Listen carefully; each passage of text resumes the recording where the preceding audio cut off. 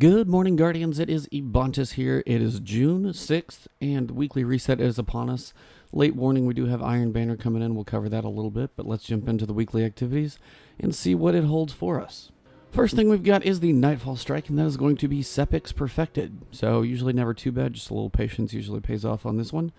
Modifiers we've got are going to be arc burn, so bring your arc weapons with you. It will pay dividends.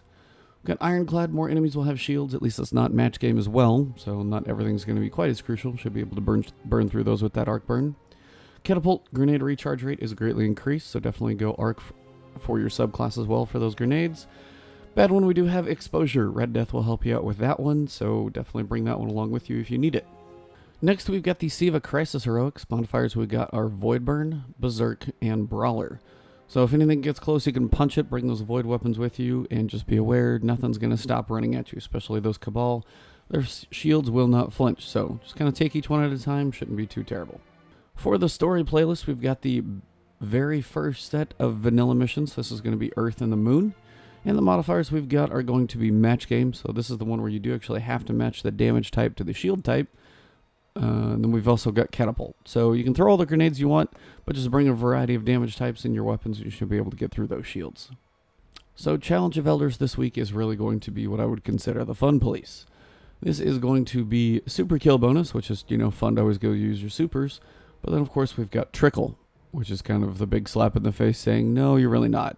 And the only way to really counter Trickle is use bad juju, kill as many guys as you can, pop your super as much as possible, and then kind of do the rotation. You've got airborne, so you've got some extra damage, but that really doesn't benefit too much when you're using bad juju for super kill bonus. It helps for rockets if you want that extra bonus damage on some bosses, but outside of that, it's not really that helpful. So if you don't feel like doing Challenge of Elders this week, no one's going to blame you. As for the weekly featured raid, you guys know King's Fall is the one for the week. We've got the Golgoroth, Oryx, and War Priest challenge.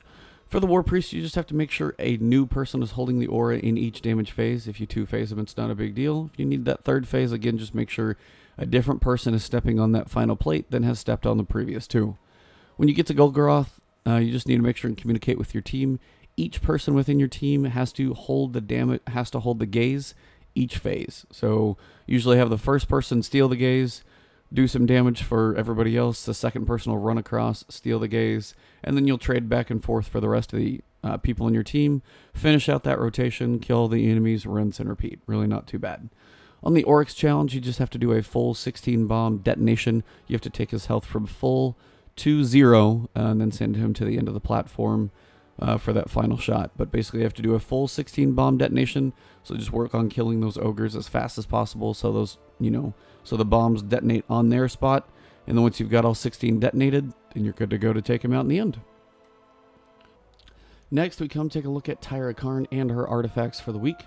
First, we've got the Memory of Fell Winter, where you lose your super, but you gain pretty much everything else. Got a pretty solid roll of Discipline and Strength only, but we are looking at about a 309%. So pretty solid roll if you don't have one here. Definitely not at least throwing in waste any stats on Intellect. Then we come over here and we look at the Memory of Scory. This is going to be a 92% Discipline roll. You've got Intellect as your other option, but a full Discipline roll, usually it can be better. But if you want Discipline, you can get that one when your super is full, cause nearby allies, enemies to recharge, or nearby allies, supers to recharge faster, excuse me. Then you've got the Memory of Perun, Intellect and Strength roll, only about mid-80s on this one. Enemy guardians with full supers and all enemies with low health are highlighted, so pretty straightforward on that one as well. But nothing too crazy, but again, if you want that Fell Winter, pretty reasonable stats on that one if you don't have one already. Shiro 4 has got a couple bounties for us, and they are all going to be within Archon's Forge this week. First, we've got Crushing Blows. Use the Iron Battle Axe or powerful enemy weapon to decimate hostile threats. Pretty much go into Archon's Forge and knock some enemies around with that axe. Then everything else is Archon's Forge, so we got Captains, Shaxx, and Servitors. So between those three, it's going to spend a little bit of time in Archon's Forge, but you guys know, pretty decent place to go goof around, and if you want to smash some stuff with an axe, best place to be. So have some fun in there, and of course this is where you can get that Thorn bounty if you still have yet to do so. Next we come to Zavala's bounties. First we've got that Strike Elite. We've got Gold tier, Silver tier, and Bronze tier medals in each of those 9 strikes. Then you've got the Sunrise bounty, Gold tier medal in that Nightfall before that 30-minute timer expires. Always your chance at your Icebreaker on this one. And finally, we've got Cleanup. Get 150 enemy kills with your fire team for that brutal efficiency medals. So let's go through and try and get a whole bunch of kills in one stride. Work on knocking this one out. Next, we come to the world of PvP in the Crucible. You guys know Iron Banner is coming. It is going to be Supremacy, so that will go live at noon Central Time, which is my time, or 10 a.m. Pacific, either one. Outside of that, the weekly playlist for the week is going to be good old Combined Arms, mixing it up with some vehicles and some bigger maps occasionally. Take advantage of this. Destiny 2 may not have something like this for a little while, so we'll just have to wait and see. On the other side, after we have Supremacy, you guys know about that one already, we've got Control. So good old 6v6, capture zones, and increase points for every kill. Pretty straightforward. The big one this week is, of course, going to be Iron Banner. Chances to get both your good old scout rifle and also that fusion rifle. And then you're going to be able to get helms and class items. So the shader they were showing was pretty cool. Always a little different there. I think it's that blue shader. I've got an idea, but I haven't checked which one it's going to be. But of course, helms, class items, fusion rifles, and scout rifles for the world of Supremacy Iron Banner for the week. As for Shaxx 6v6, basically Nightfall tier bounties, we've first got Supremacy. 7 match completions, 50 primary kills, 30 kill credits, and 20 crests denied. Pick this one up before you kick off Iron Banner and get that nice reward. You've also got Taking Control. Exercise your skills in the control match type. 7 match completions, 30 kills while leading, 15 point captures, and then Beeline, which is basically getting point B first within a match. So that one's not too bad. Just run straight there. Usually you'll have a couple people go with you eventually at some point in a round, and you'll be able to take that one over first. Finally, we come to the Crucible Quartermaster and his weapon bounties, as you're going to be spending some time in the Crucible for Iron Banner. May as well pick these up as well. If you have a certain favorite weapon type, and definitely always pick up the heavy one because, well, why not? Something to add to your book. But we've got Stopping Power, use those hand cannons for kills. Burst of Victory, pulse rifle kills. Short range devastation, shotgun kills, and sidearm kills as well.